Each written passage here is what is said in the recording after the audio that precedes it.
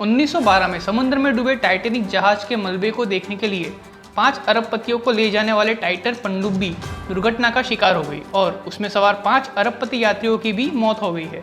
पिछले कई दिनों से कई देशों के बचाव दल उस लापता हुई पनडुब्बी को खोजने में जुटे हुए थे। यूएसए कोस्ट गार्ड ने बताया कि गुरुवार 22 जून को उसका मलबा टाइटैनिक के पास मिला, जिसके बाद पनडुब्बी के ओनर कंपनी ओशन गेट ने हादसे की पुष्टि की है।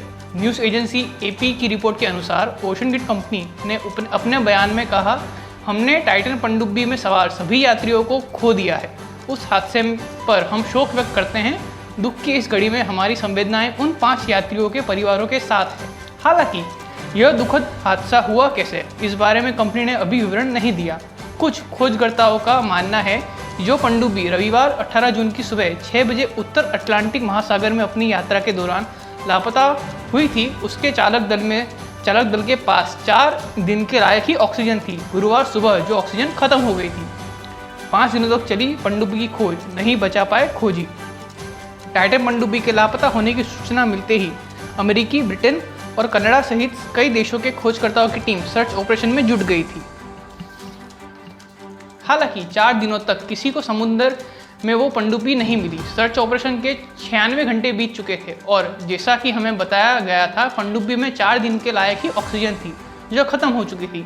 यूएसए कोस्ट गार्ड ने एक बयान जारी किया कि मध्य अटलांटिक महासागर में जहां 1912 में टाइटैनिक जहाज डूबा था, उसी के पास उन्हें पनडुब्बी का मलबा मिला है।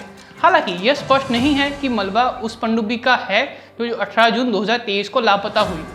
हादसे की वजह क्या रही होगी, कैसे डूबी पनडुब्बी के दुर्घटनाग्रस्त होने की वजहों के जानने में कोशिश की जा रही है। एक रिपोर्ट में बताया गया कि लापता पनडुब्बी में 10 साल पुराने गेमिंग कंट्रोलर का इस्तेमाल किया गया था, जिसने काम करना बंद कर दिया होगा। वहीं कुछ विशेषज्ञों का मानना है कि पनडुब्बी जहां गहराई में जा रही थी तो उसमें तकनीकी खराबी आ गई होगी और यह भी हो सकता है कि टाइटैनिक जहाज के मलबे से टकराकर वो फंस गई हो।